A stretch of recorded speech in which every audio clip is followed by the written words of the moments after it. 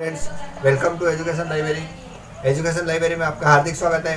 आज हम मेंस में दूसरा टॉपिक चालू कर रहे हैं, जिसमें हमारे सामान्य प्रकार के जो पशु पक्षी रहते हैं और पालतू जो पशु पक्षी हम जो पालते हैं किसी विशेष प्रकार से उपयोगी के आधार पर, इस आधार पर जो हम पालते हैं उस आधार के यहाँ पर पशु पक्षी को हम डिस्कस करेंगे।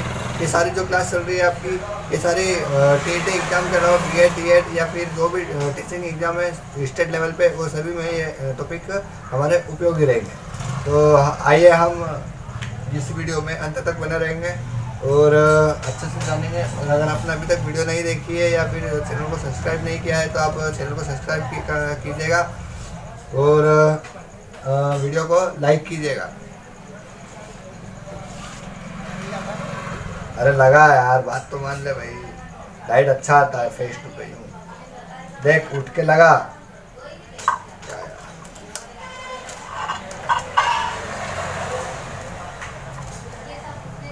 चालू में कर दिया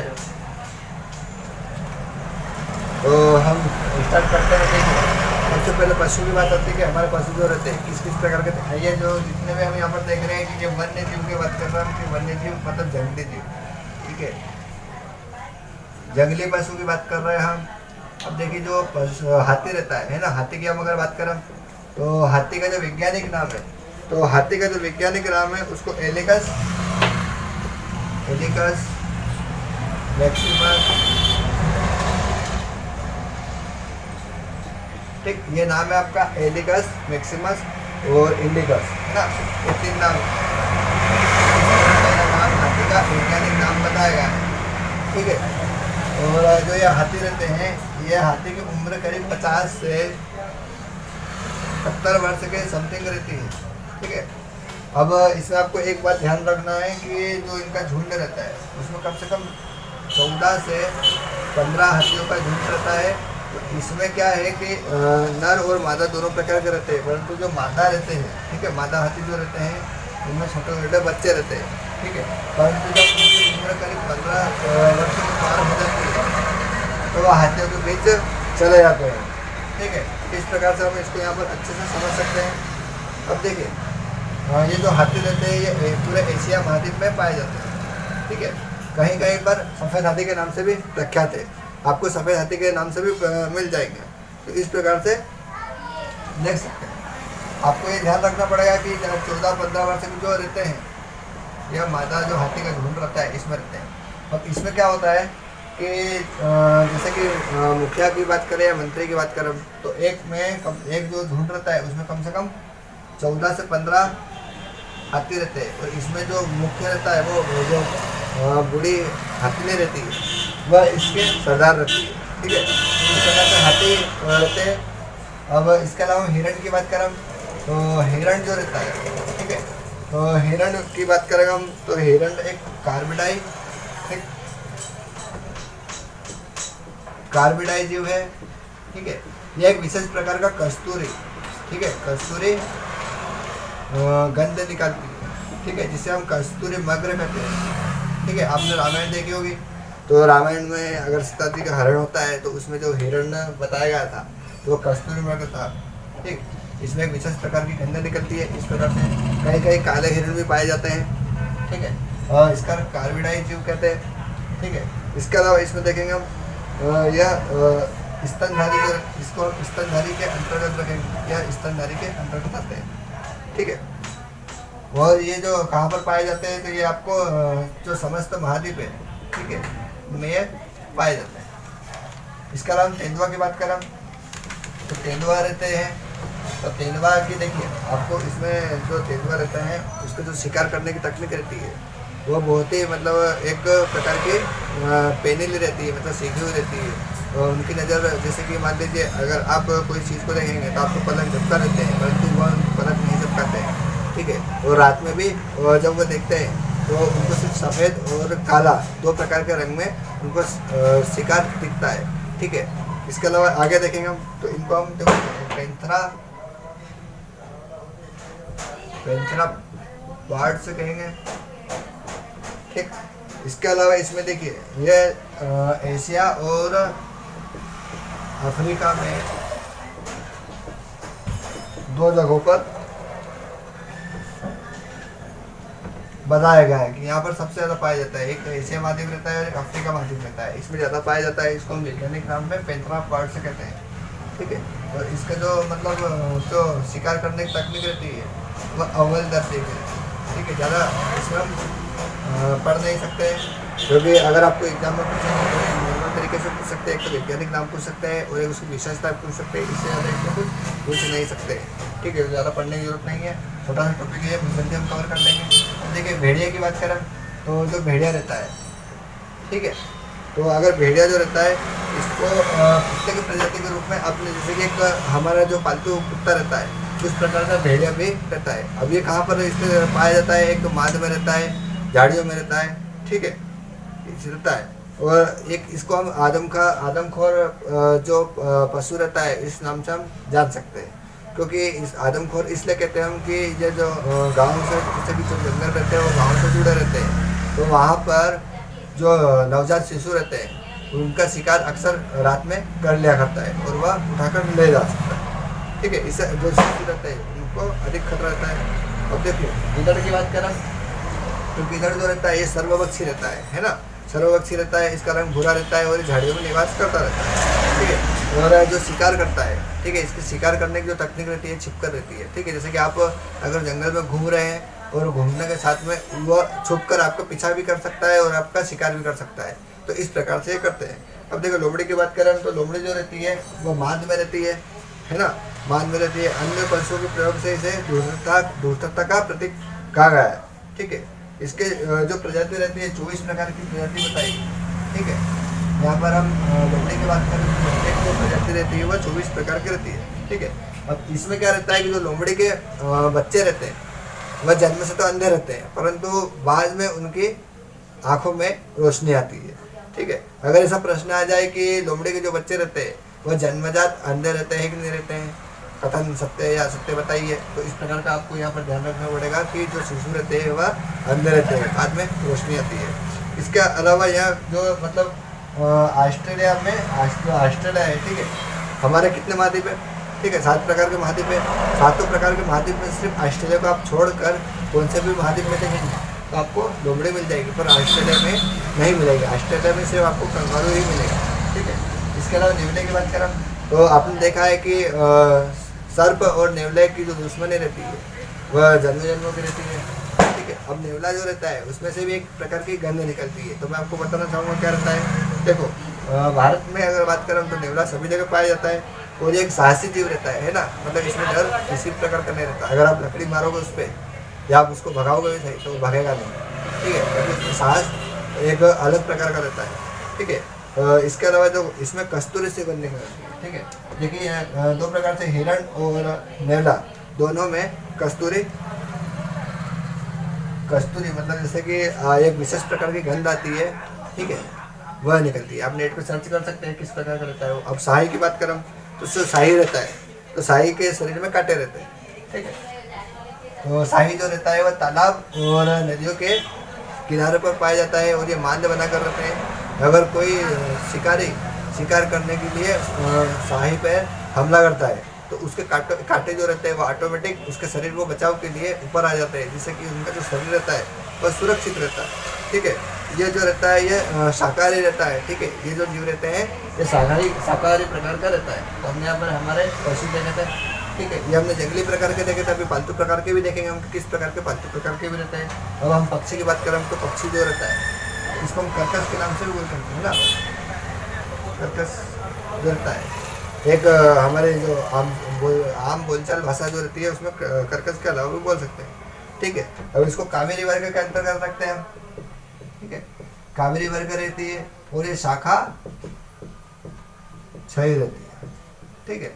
अब देखिए कौवे की बात करें तो कौवा जो रहता है वह पेड़ की सबसे ऊंची डाल पर घोंसला बनाता है, ठीक है। अब यहाँ पर मैं आपको कुछ ऐसी चीज़ें बताऊंगा जो आपने बहुत कम सुनी होगी, तो आप थोड़ा ध्यान से देखिएगा। देखो कौवा जो रहता है वह सबसे ऊंची डाल पर घोंसला बना कर रहता है, ठीक है। पेड़ की बात नहीं कर रहे हम, डाल की बात कर रहे हैं, ठीक है। यहाँ पर जो दूसरे हैं यहाँ पर ऑप्शन उसमें पेड़ की भी बात करेंगे तो आपको यहाँ पर ध्यान रखना है कौवा जो रहता है वो ऊंची डाल पर बनाता है, सबसे ऊंची डाल पर, ठीक है। इसके अलावा देखिए ये जो रहता है ये सभी स्थानों पर पाया जाता है ना, और इसके अलावा इसका जो रंग रहता है वह भूरा भी रहता है और काला भी रहता है। ठीक है, जिसे हम सर्वहारी पक्षी और या फिर इसके अलावा घरेलू पक्षी के नाम से भी बात करते हैं। अब मुनिया की बात करें तो जो मुनिया रहेंगे, ठीक है, इसका आकार छोटा रहता है और ये समूह बनाकर रहती है। ठीक है, और ये जो खेत इसका जो भोजन रहता है वह खेत में आप जैसे कि मान लीजिए खेती करते हैं और खेती करने के समय जब आप बीज डालते हैं तो वो जो बीज रहते हैं वह बीज ऊपरी जो बीज रहते हैं वही उसका भोजन रहता है। ठीक है, और ये जो इसका जो घोंसला रहता है, तो एक जैसे कि ये आपका पेड़ है, ठीक है, इस पेड़ में कम से कम 5 या फिर 6 फीट पर घोंसला बनाकर रहती है। ठीक है, तो गोरिया की बात हुई। हम देखिए गोरिया की बात करें तो गोरिया का हमने बचपन से ही पाठ पढ़ते आ रहे, कविता भी पढ़ी है हमने, ज़्यादा इसमें बताने की जरूरत नहीं है हमको। ठीक है, तो गोरिया जो रहती है वो विश्व के ग्रामीण और जो शहरी क्षेत्र नगरीय क्षेत्रों में तो अक्सर मिल जाती है। इसके अलावा इसमें 6 प्रकार की प्रजाति बताई है। तो 6 प्रकार की प्रजाति किस प्रकार बताई है, तो देखो एक हाउस स्पैरो है, ठीक, हाउस स्पैरो है। हाउस स्पैरो के अलावा यहाँ पर स्पेनिश है, स्पेनिश स्पैरो और डिंड स्पैरो। इसके अलावा यहाँ पर ट्री स्पैरो। ठीक, इस प्रकार के 4 प्रजाति बताई गई है। परंतु अगर हम भारत की बात करो और हमारे जैसे कि हम जहाँ पर रहते हैं उसका अगर आसपास देखेंगे हम तो जो गोरैया रहती है वह हाउस स्पैरो के नाम से जो प्रजाति रहती है उस प्रकार से पाई जाती है। ठीक है, इसके अलावा देखिए इसमें क्या होता है कि इसका जो संरक्षण करने के लिए, ठीक है, जैसे कि पहले के समय में तो गोरैया बहुत मिल जाती थी परंतु अभी नहीं मिल पाती है, तो इसके संरक्षण के लिए क्या है कि बिहार, ठीक है, बिहार की टेट में अक्सर प्रश्न पूछा जाता है कि जो गोरैया रहती है उसको राष्ट्रीय पक्षी के नाम से जान सकते हैं। तो ये बिहार और दिल्ली में इसको राष्ट्रीय पक्षी राजकीय पक्षी, ठीक है, जो गोरैया है उसको बिहार और दिल्ली में राजकीय पक्षी के नाम से घोषित किया है। तो मोर की बात करें तो आपको पता है बचपन से पढ़ते आ रहे कि हमारा राष्ट्रीय पक्षी घोषित है। ठीक है, और आपने अक्सर देखा है कि बारिश में मोर जो रहते हैं मनमोहक अंदाज में नृत्य करते हैं और उनके जो पंख रहते हैं उनका पंख का शिकार भी होता है। ठीक है, जो विभिन्न प्रकार के जो कार्य रहते हैं उसमें उसका प्रयोग होता है। और इसके अलावा मोर का जो भोजन रहता है वो सांप को खाते हैं। इसके अलावा देखेंगे उनकी जो राष्ट्रीय पक्षी रहता है वो भारत का मोर रहता है। इसके अलावा एक देश ऐसा है जिसका राष्ट्रीय पक्षी मोर है। ठीक है, तो यहाँ पर देखो भारत और श्रीलंका इन दोनों का जो राष्ट्रीय पक्षी है वह मोर कहा गया है। ठीक है, अगर कभी प्रश्न ऐसा पूछ ले कि भारत के अलावा कौन सा ऐसा देश है जहाँ पर राष्ट्रीय पक्षी मोर को घोषित किया गया है तो आपको ध्यान रखना है कि श्रीलंका। ठीक है, आप पड़ोसी देश के अंतर्गत अगर याद रखेंगे तो श्रीलंका आपको याद रख सकते हैं। ठीक है, इसके अलावा यहाँ पर देखिए हम कि ये जो रहते हैं ये निर्भर रहते हैं। ठीक है, मतलब इसमें डर किसी प्रकार का नहीं रहता है ना, और ये कम से कम 7 फीट के समथिंग ये उड़ सकते हैं। ठीक है, और इसके अलावा निर्भर रहते हैं कि अगर आप शिकार करने भी जाओगे तो ये ऐसे भागेंगे नहीं दूर कि इनको किसी प्रकार का डर है या किसी प्रकार की इस प्रकार का हम देखते हैं। अब देखिए नीलकंठ की बात आ रही है, जिसको हम डोनर बर्ड भी कहते हैं। और नीलकंठ जो रहता है वो एक नीला प्रकार का पक्षी रहता है जिसको हम महादेव जो रहते हैं हमारे भोलेनाथ जी, है ना, उससे संज्ञा दी गई है। अगर आपको दशहरे पे ये दिखता है, ठीक है, दशहरे जो त्योहार रहता है उसमें अगर दिखता है तो ये शुभ संकेत माना जाता है। ठीक है, पहले के समय में तो बहुत पाए जाते थे परंतु ये जो पक्षी है ये अभी बहुत कम मिलते हैं और शहरों में तो ना के बराबर मिलते हैं। ठीक है, देखिए इसमें कोरियस बेंगालेंसिस के नाम से कोरियस बेंगालेंसिस इस प्रकार का वैज्ञानिक नाम बताया गया है डोनर बर्ड का। ठीक है, और जो इसका स्थान बताया गया है ना, जन्म स्थान की बात करें तो इसमें भारत बताया गया है। और अभी मैंने आपको बताया कि अगर दशहरे पर ये दिखता है तो इसको शुभ संकेत माना जाता है दर्शन करो। ठीक है, इसके अलावा चील की बात करें तो चील जो रहता है, ठीक है, ये 2 फीट तक जो चील रहती है 2 फीट तक रहती है। ठीक है, 2 फीट किस प्रकार से रहती है, इसका जो रंग रहता है देखो, इसका जो गहरा भूरा रंग रहता है और काला भी रहता है। ठीक है, और चोंच जो रहती है तो चोंच काली रहती है। इसके अलावा टांगे जो रहती है वो पीली रहती है। मतलब यहाँ पर जो चील है इसका अलग अलग प्रकार का जो अंग रहता है उसको अलग अलग कलर में बताया गया है। अब देखिए ये क्या रहता है कि ये जो चील रहती है इसका जो भोजन रहता है, इसका भोजन जो रहता है वह अलग प्रकार से रहता है, मतलब सर्वभक्षी है ना, सभी प्रकार की खा जाती है। अब इसकी दृष्टि जो रहती है वह इतनी तेज रहती है, जैसे कि आपकी अगर आंखें आधार कार्ड आप अपडेट करवाने जाते हो तो कितनी स्कैन करती है, बहुत टाइम लगाती है, परंतु अगर ये कोई चीज़ देखेगी है ना, मतलब करीब अगर मान लीजिए 20-25 फीट या फिर बहुत ज़्यादा है ना 50-60 फीट से भी अगर ऊपर आसमान से देखेगी तो ये बारीक से बारीक चीज़ें स्पष्ट रूप से देख सकती है। मतलब इसकी जो दृष्टि रहती है वह पैनी और तीखी रहती है।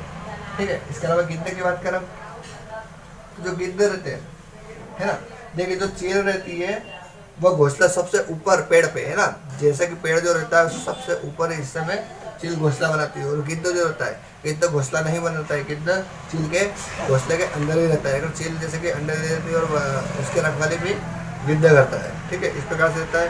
और देखिए इसको भी हम जो चील और गिद्ध जो रहते हैं इसकी तेज दृष्टि दोनों की रहती है। तो इसमें जो क्या मुर्दाखोर के नाम से जाना गया है। ठीक है, जो गिद्ध रहते हैं मुर्दाखोर के नाम से जाना गया है। आप फिल्मों में अक्सर देखते हैं कि कोई किसी की मृत्यु होती है या किसी का शव अगर जो डेड बॉडी रहती है वहाँ में चील और गिद्ध दोनों मंडराते रहते हैं, तो उसको इसलिए मुर्दाखोर नाम से रखा गया है। ठीक है, अब देखिए घोड़ावन की बात करें तो घोड़ावन यहाँ पर बताया गया है कि जो ग्रेट इंडियन बस्टर्ड है ना, मतलब शुतुरमुर्ग को बोलते हैं हम। आपने पद्मावत देखी थी, उसमें शुतुरमुर्ग को लाया गया था। ठीक है, पद्मावत देखी थी आपने, उसमें शुतुरमुर्ग को लाया गया था रणवीर कपूर के द्वारा। इस प्रकार का घोड़ावन को हम शुतुरमुर्ग के नाम से जानते हैं। इसका वैज्ञानिक नाम है, इसको हम ग्रेट इंडियन बस्टर्ड के नाम से जान सकते हैं। आपको पढ़ना पड़ेगा और थोड़ा याद रखना पड़ेगा वैज्ञानिक नाम अगर बताया जा रहा है तो, क्योंकि अक्सर परीक्षा में वैज्ञानिक नाम ज़्यादातर पक्षियों के पूछे जाते हैं। ठीक है, और ये जो पक्षी रहता है इस पक्षी का वजन काफ़ी रहता है, मतलब और इसको संरक्षण के लिए राजस्थान ने राजकीय पक्षी घोषित किया है। ठीक है, राजकीय पक्षी। और जो शुतुरमुर्ग है इसका जो मेन स्थान है, जन्म स्थान, इसको भी राजस्थानी कहा गया है। ठीक है, इतना याद रखना है कि जो जन्म स्थान है वो राजस्थान रखा गया है, वजनी में श्रेष्ठ है ना, और संरक्षण के नाम पर राजस्थान ने राजकीय पक्षी घोषित किया गया है और ग्रेट इंडियन बस्टर्ड नाम दिया गया है। ठीक है, अब इसके अलावा देखिए इसका जो अन्य नाम है ना, शुतुरमुर्ग का अन्य नाम सोन चिरैया। ठीक है, सोन चिरैया या फिर हुकनी नाम भी दिया गया है। इतना याद रखना है आपको। इसके अलावा बाघ की बात करें है ना, तो आपने बाघ देखा होगा, बाघ आपने देखे होंगे अक्सर।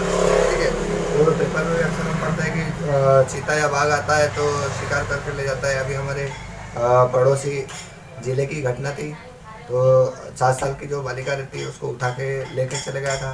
ठीक है, तो ज़्यादा हम बात नहीं करेंगे इस मामले में। देखिए ये जो पक्षी रहता है ये स्तनपायी रहता है, एक स्तनपायी कहा गया है इसको। इसके अलावा देखिए इसको राष्ट्रीय पशु के नाम से, राष्ट्रीय पशु के नाम से घोषित किया गया।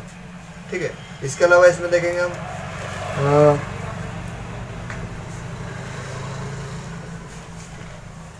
इसके अलावा ये जो भारत में विशेष रूप से पाया जाता है और भारत का राष्ट्रीय पशु घोषित किया गया।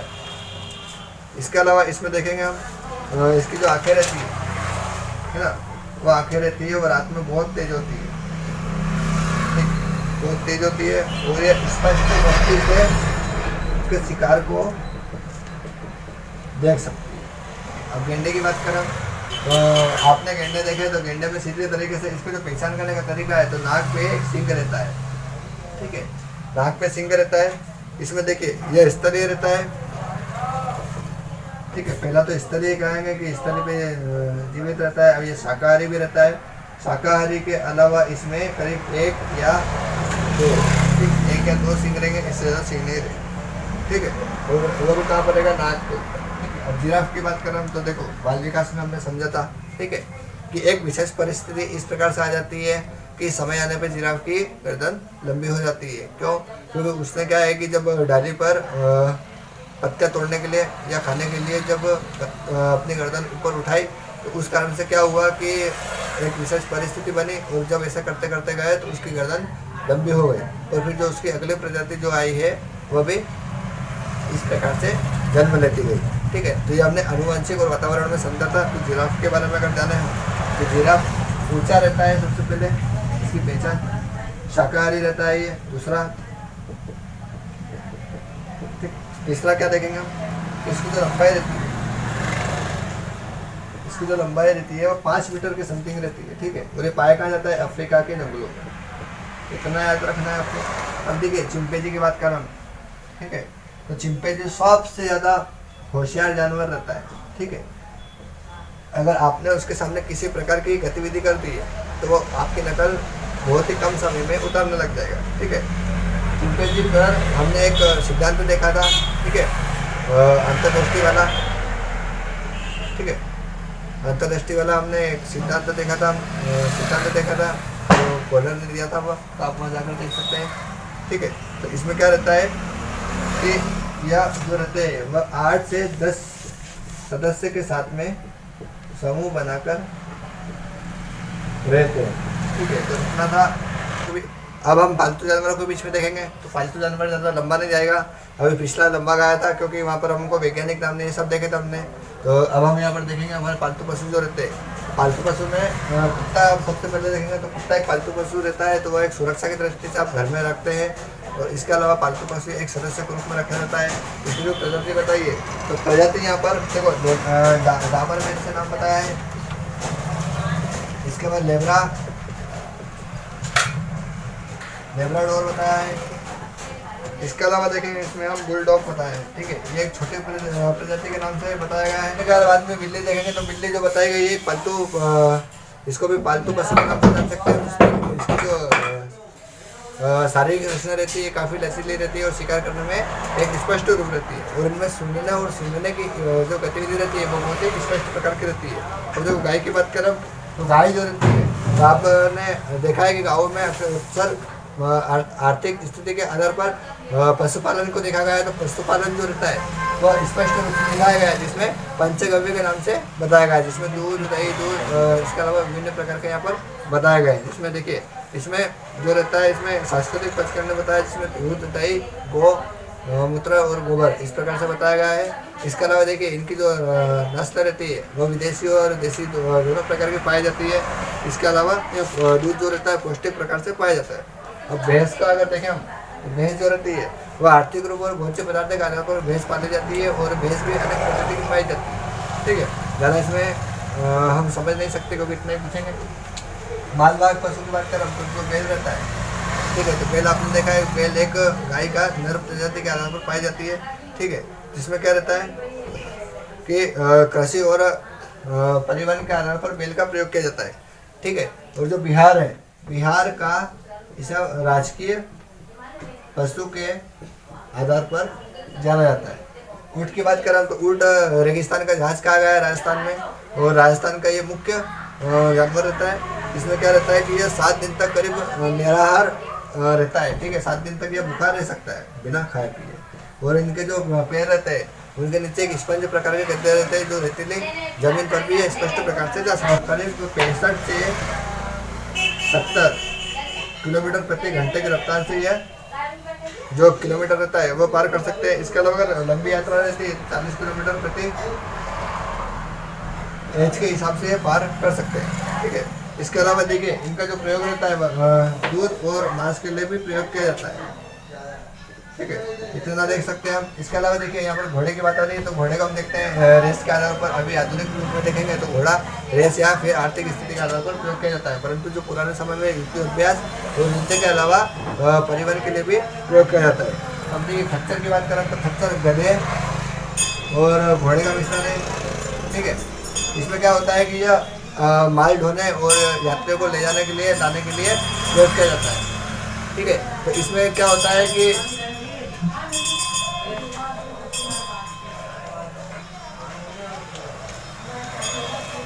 यह खच्चर पहाड़ी क्षेत्रों में और मैदानों में, घाटों में इसका प्रयोग किया जाता है। और यह भूरे प्रकार के रहते हैं, ठीक है। यह चीन, मेक्सिको और दक्षिण अफ्रीका में पाए जाते हैं। देखिए तोते की बात करें तो तोता जो रहता है वह समझदार और आकर्षक पक्षी रहता है, जिसका रंग हरा रहता है और चोंच लाल कलर की रहती है, ठीक है। इसको हम सिराक्यूला सीएनडी के नाम से वैज्ञानिक रूप से देख सकते हैं। यह अक्सर इस प्रकार से रहता है। जब कबूतर की बात करें तो कबूतर जो रहता है जब एक संदेशवाहक के नाम से जानते हैं, जिसमें हम प्राचीन समय में जो राजा महाराजा रहते थे वह संदेश को संप्रेषण के माध्यम से इनका प्रयोग किया जाता था। यह कम से कम भूरे और स्लेटी प्रकार के पाए जाते हैं भारत में, ठीक है। इसके अलावा बतख की बात करें तो बतख एक सफ़ेद कलर का आकर्षक पक्षी पाया जाता है, ठीक है। पहले भी यह पाया जाता है और अभी भी पाया जाता है, परंतु भी आधुनिक समय में इनका संरक्षण करने के लिए विशेष प्रकार की योजना चलाई जा रही है, जिसमें कि जो लोग रहते हैं, ठीक है, व्यक्ति रहते हैं, वह उनको आकर्षण के लिए अपने घरों में पाले जाते हैं। अब देखो मुर्गा मुर्गी की बात करें तो मुर्गा मुर्गी रहते हैं, ठीक है। तो जो मुर्गी रहती है वह अंडे देती है और ये जो मुर्गे रहते हैं यह मांस के लिए प्रयोग किया जाता है, ठीक है। और मुर्गा मुर्गी पूरे भारत देश में विभिन्न प्रकार के पाए जाते हैं, ठीक है। इनकी भी प्रजाति रहती है। अगर हम बात करें तो भौगोलिक संकेतक बताया गया है झाबुआ जिले में, जिसमें कि कड़कनाथ मुर्गा, ठीक है, संकेत GI के नाम से जाना गया है। इसमें झाबुआ जिले का मुख्य आधार बताया है, ठीक है, जिसको कड़कनाथ मुर्गा कहा गया है। अब हम देखेंगे हमारे जो पशु पक्षी रहते हैं वो परिवेश के आधार पर किस प्रकार के रहते हैं, ठीक है। एक प्रकार का प्रकार बताया, जैसे कि ये परिवेश है, अभी इस परिवेश में हम रहते हैं और हमारे रहन सहन के साथ साथ में जो पशु पक्षी रहते हैं वह किस आधार पर हमारा योगदान देते हैं, किस प्रकार से हमारे नुकसान पहुंचाते हैं, किस प्रकार से आकर्षण रहता है ना। इस प्रकार से समझेंगे। देखिए पहले पॉइंट में बताया कि जो पशु पक्षी रहते हैं वो स्थल और जल और उभयचर, ठीक है, इस प्रकार के पाए जाते हैं। देखिए स्थल की बात करें तो स्थल में गाय भैंस है ना, या फिर पशु पक्षी जिस प्रकार की जो जमीन पर रहते हैं उसको स्थलीय बोलते हैं। अब जल की बात करें तो जल में जैसे कछुआ है, मछली है, ठीक है, इस प्रकार के रहते जानवर पाए जाते हैं। और उभय जानवर इस प्रकार के पाए जाते हैं जो दोनों में रहते हैं, जल में भी रहते हैं और स्थल में भी रहते हैं, ठीक है, जैसे कि कछुआ है ना, मगरमच्छ है, ठीक है, इस प्रकार के यहाँ पर हम देख सकते हैं। अब देखो जंगली और पालतू, अभी हमने देखा है कि जंगली जो जानवर रहते हैं वो जंगल में पाए जाते हैं और जो पालतू रहते हैं वो हमारे आसपास पाए जाते हैं, जिस प्रकार से पाए जाते हैं। अब देखो उपयोग की बात करें तो अर्थव्यवस्था और हमारे जो भोजन रहता है उस आधार पर भी पशु पक्षी पाए जाते हैं, ठीक है। जैसे पक्षी रहता है तो पक्षी में जैसे कबूतर को देखें हम तो कबूतर संदेश पहुंचाता है, ठीक है, इस प्रकार का हम यहाँ पर उपयोगी के आधार पर पाया जाता है। और गाय भैंस को जो हम देखते हैं या घोड़े और खच्चर को देखते हैं तो यह परिवहन या अर्थव्यवस्था के आधार पर पशुपालन में पाए जाते हैं। तो देखो सुरक्षा और शौकीन के, देखो सुरक्षा में हम कुत्ते को पालते हैं हम, है ना, जैसे कि मान लीजिए चोर आते हैं तो कुत्ते भौंक कर हमको सतर्क कर देते हैं, इस प्रकार से सुरक्षा की दृष्टि पर बताए जाते हैं। अब शौकीन की बात करें तो शौकीन के मतलब जैसे कि हम बतख को पालते हैं या खरगोश को पालते हैं तो हमारा शौक है, इस आधार पर हम इनको पालते हैं। अब इसके अलावा आर्थिक स्थिति की बात करें तो आर्थिक स्थिति के आधार पर पालते हैं, जैसे कि अपने मुर्गों का एक प्रकार से संग्रहण किया है, ठीक है, सेल्स करने के लिए, बेचने के लिए। तो आप क्या करते हैं, आर्थिक स्थिति के लिए कर रहे हैं, है ना, एक प्रकार का आप यहाँ पर टेंट लगाकर आप पाल रहे हैं विभिन्न प्रकार के जो कबूतर है या फिर बेचने के लिए, इस प्रकार की आर्थिक स्थिति पर यह निर्भर रहता है। इसके अलावा मनोरंजन की बात करें तो मनोरंजन के लिए हम बंदर, चिंपैंजी या फिर ऐसे जानवर को पालते हैं जिसमें हमारा मनोरंजन होता है, दूसरा का भी मनोरंजन होता रहता है। इसके अलावा विशिष्ट प्रकार के पक्षी रहते हैं, पशु रहते हैं। अब देखिए विशिष्ट प्रकार के पशु पक्षी इस आधार पर रहते हैं, जैसे कि जो गाय रहती है, ठीक है, इनकी नस्ल इस प्रकार से रहती है कि वह हमको बहुत ज़्यादा फायदा पहुंचाती है, एक विशिष्ट प्रकार में पाया जाता है। अब संरक्षण की बात करें तो पशु पक्षी का हमको आज भी संरक्षण करना चाहिए और हमेशा से करते आ रहे हैं। अगर पर्यावरण को हमको बचाना है तो पशु पक्षी को हमको यहाँ पर संरक्षण करना चाहिए। अब देखिए पर्यावरण प्रदूषण की बात करें तो जो जानवर रहते हैं हमारे, उन जानवर पर पर्यावरण प्रदूषण का किस प्रकार से प्रभाव पड़ता है। एक जो पक्षी रहता है, पशु रहता है, उस पर प्रदूषण किस प्रकार से प्रभावित करते हैं। तो देखो सर्वोपरि अगर हम बात करें तो जो परिवेश रहता है, इस परिवेश को 4 प्रकार के यहाँ पर प्रदूषण हमारे प्रभावित करते हैं। देखिए एक तो जल रहता है, एक वायु रहता है, और एक ध्वनि रहता है, और एक भूमि रहता है, ठीक है। इस प्रकार के जो प्रदूषण करते हैं ये सर्वाधिक पशु पक्षी को और हमको इंसानों को भी प्रभावित करते रहते हैं, ठीक है। देखिए जल की बात करें तो जल में अगर मान लीजिए फैक्ट्रियों का निकला गंदा जल या फिर हम गंदा जल करते हैं, उससे मछलियों और जल में पाए जाने वाले जानवरों पर विशेष प्रकार का प्रभाव पड़ता है। तो जल प्रदूषण भी जानवरों को प्रभावित करता है। इसके अलावा वायु की बात करें तो वायु से जो हम अगर कीटनाशक का छिड़काव करते हैं खेत में, या इसके अलावा कंपनियों से धुआं निकलता है, फैक्ट्री से धुआं निकलता है, उससे भी पशु पक्षियों को या जानवरों को विशेष प्रकार का यहाँ पर प्रभाव पड़ता है। इसके अलावा देखो भूमि की बात करें तो आप अगर खेती कर रहे हैं और खेती करने में आप विभिन्न प्रकार के यहाँ पर रासायनिकों का छिड़काव कर रहे हैं यहाँ पर भी भूमि बंजर हो रही है ना। जैसे आप पेड़ पौधे काट रहे हैं और उससे भी भूमि अपर्दन हो रहा है, तो पशु पक्षी रहने के लिए कहाँ जाएंगे, तो इस संदर्भ पर भी प्रभाव पड़ता है। इसके अलावा ध्वनि की बात करें तो आज के समय में आधुनिक समाज में जो ध्वनि रहती है उस ध्वनि का विशेष प्रकार से अधिकतम स्तर पर निम्न स्तर पर बहुत ज़्यादा महत्व रहता है, जिस कारण से पशु पक्षी जो रहते हैं उनमें मानसिक तनाव या फिर चिड़चिड़ापन या फिर विशेष प्रकार की ऐसी शारीरिक कमजोरी हो जाती है, जिससे कि पशु पक्षी प्रभावित होते रहते हैं। जैसे आप अक्सर सुनते रहते हैं कि हाथी जो रहते हैं वो भड़क गए, तो इसी आदत में भड़क जाते हैं, तो उनको फटाके से थोड़ा उनको हटाया जाता है। तो इस प्रकार का हमारा आज का टॉपिक था। अब हम प्रैक्टिस सेट देखेंगे। अब देखिए हम यहाँ प्रैक्टिस सेट देखेंगे। अगर आपने वीडियो अच्छे से देखी है आखिर तक, तो आप यहाँ पर प्रश्नों के 5 प्रश्नों के सवाल का उत्तर सही प्रकार से दे सकते हैं। अब देखिए यहाँ पर बताया कि हाथी का जो वजन रहता है, हाथी का जो जीवन काल रहता है वो औसत जीवन काल कितना रहता है, ठीक है। तो यहाँ पर देखो 40, 50, 80, 90 और 50 से 70। तो यहाँ पर देखिए हमने देखा था वहाँ पर स्पष्ट रूप से कि जो हाथी का वजन रहता है वो 50 से 70 वर्ष का रहता है। अगला प्रश्न देखेंगे हम कि मोर कहाँ के मूल पक्षी प्रजाति है, ठीक है। तो हमने यहाँ देखा था कि जो मोर रहता है वो कहाँ की प्रजाति बताई गई है, यूरोप, अफ्रीका, दक्षिण पूर्व एशिया और अमेरिकी महाद्वीप, ठीक है। तो हमने प्रश्न अच्छे से देखा है। तो आपको यहाँ पर ध्यान रखना पड़ेगा दक्षिण एवं दक्षिण पूर्व एशिया। आपको दक्षिण से ही याद रखना है सिर्फ खाली बस, है ना। तो दक्षिण एवं पूर्व एशिया बताया गया है। अब देख कड़कनाथ का संबंध किस राज्य से है, हमने प्रश्न देखा है, भौगोलिक संकेत भी दिया है कड़कनाथ पर, तो हमने इसका मध्य प्रदेश देखा था, तो मध्य प्रदेश ही होगा, है ना। अगला प्रश्न देखेंगे हम, तोते का वैज्ञानिक नाम क्या है, सिराक्यूला कैमरी, सिराक्यूला कैमुरी, सियाविला कैमरी, या इनमें से कोई नहीं। तो देखिए यहाँ पर हमने देखा था, तो देखो सिराक्यूला कैमरी नाम यहाँ पर दिया गया है, ठीक है।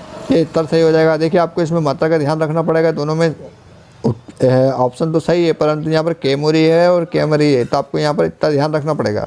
अब देखिए अगला प्रश्न है कि मनुष्य द्वारा अपने परिवेश के जीवों की देखभाल किस प्रकार की कर सकते हैं, मतलब, है ना।